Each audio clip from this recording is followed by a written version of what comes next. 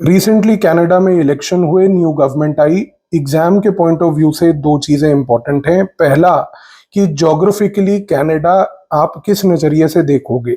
हमारा सिलेबस बहुत clear cut चीजों को डिफाइन करता है। First thing that we will look at is from the GS mains paper one point of view. जो सिलेबस में वर्ड है कि natural resources across Canada. Geography के सिलेबस में ये है। कनाडा में अगर हम बात करें तो ब्रॉडली याद रखिएगा कि निकल, कॉपर, गोल्ड, यूरेनियम और डायमंड, ये पांच चीजें कनाडा के अंदर बहुत अग्रेसिव मात्रा में पाई जाती हैं। दूसरी चीज जरूर याद रखिएगा कि ओंटारियो जो प्रोविंस है कनाडा का, that is very clearly known for निकल एंड गोल्ड, वेरएज जो क्यूबेक प्रोविंस है उसको गोल्ड और कॉपर के लिए नोन माना जाता है। इन दोनों प्रोविंसेस को अपने एटलस को खोल के मार्क कर लीजिएगा। मैप बेस्ड क्वेश्चन प्रीलिम्स में और मेंस में इस प्रकार के आते हैं। डोंट फॉरगेट साथ में कि सेकंड लार्जेस्ट यूरेनियम प्रोड्यूसर आज की डेट में अगर वर्ल्ड का कोई है तो that is none other but Canada.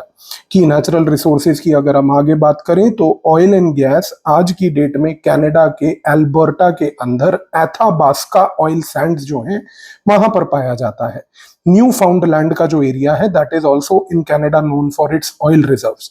क्या आप ये बात जानते हो कि कनाडा के अंदर 40% उसकी जो लैंड है that is forest land. And don't forget not only कि कनाडा की 40% land is forest land, but आज Canada is one of the top most timber exporters in the world. Canada के अंदर एल्बर्टा का जो प्रोविंस है जहां पर प्रेरीज रीजन है, वहां पर एल्बर्टा और मैनीटोबा रीजन्स जो हैं, इन दोनों के दोनों रीजन्स में एग्रीकल्चर और साथ में फॉरेस्ट प्रोड्यूस बहुत अग्रेसिव मात्रा में पाई जाती है। Last but not the least, Canada आज की डेट में 20% वर्ल्ड का फ्रेश वाटर सप्लाई भी रखता है। ग्रेट लेक्स का जो रीजन है, एक बार एटलस खोल के जरूर मार्क कर लीजिएगा।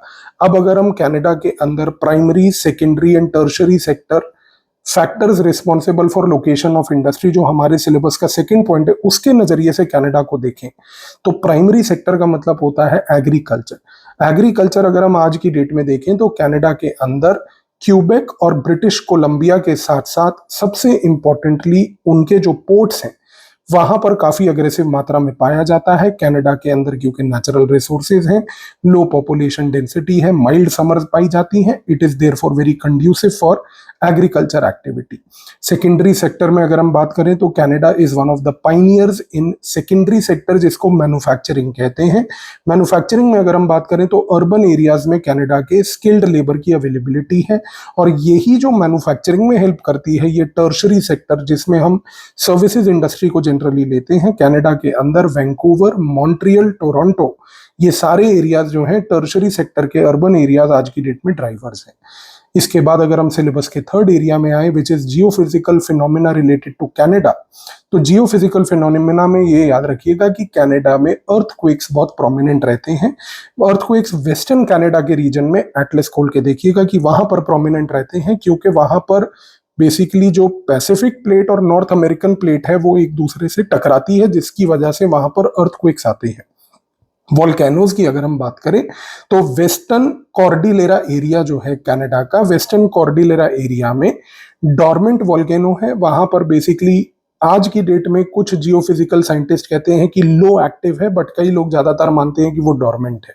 साइक्लोन्स वहां पर नहीं आते, उनको वहां पर हम हरिकेन्स कहते हैं। तो अटलांटिक एरिया जो कनाडा का है which is the Atlantic coast, वहां पे हरिकेन्स बहुत प्रोमिनेंट होते हैं। और अभी 2022 में हरिकेन फियोना आया था। इस हरिकेन फियोना की वजह से 2022 में नोवा स्कॉटिया का जो एरिया था वहां पर बहुत डैमेज हुआ था। एंड अगर हम लास्ट अपने यूपीएससी के सिलेबस की बात करके करंट अफेयर्स के इस एस्पेक्ट को सिलेबस से लिंक करें तो changes in critical Jio physical features जो हैं, तो दो चीजें यहां पर आपको याद रखनी है कि आज आइस कैप्स कनाडा में मेल्ट कर रहे हैं, जिसकी वजह से बेफिन आइलैंड जो कनाडा का है वहां पर खास करके पोलर बियर की जो स्पीशीज हैं उनकी पॉपुलेशन डिक्लाइन हो रही है। ये पॉइंट एनवायरनमेंट के पर्सपेक्टिव से भी याद रखिएगा।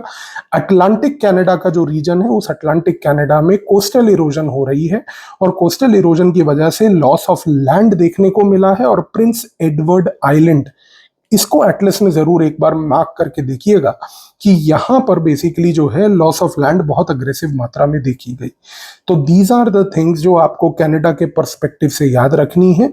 इस वीडियो के नीचे मैंने लिंक में अपने टेलीग्राम का चैनल दिया है, वहां पर एक मैंने आपके लिए छोटा सा डायग्राम बनाया है, यही सारी चीजों को जो आज मैंने वीडियो में एक्सप्लेन किया आपके साथ, उसको वहां से डाउनलोड करके अगर आप अपने फोन में भी रख लेंगे और चलते फिरते देख के रिवाइज कर लेंगे, it will really help you. मिलेंगे नेक्स्ट वीडियो के साथ अगली बार, फिर कुछ इंपॉर्टेंट चर्चा exam, syllabus and current perspective को लेके। Thank you.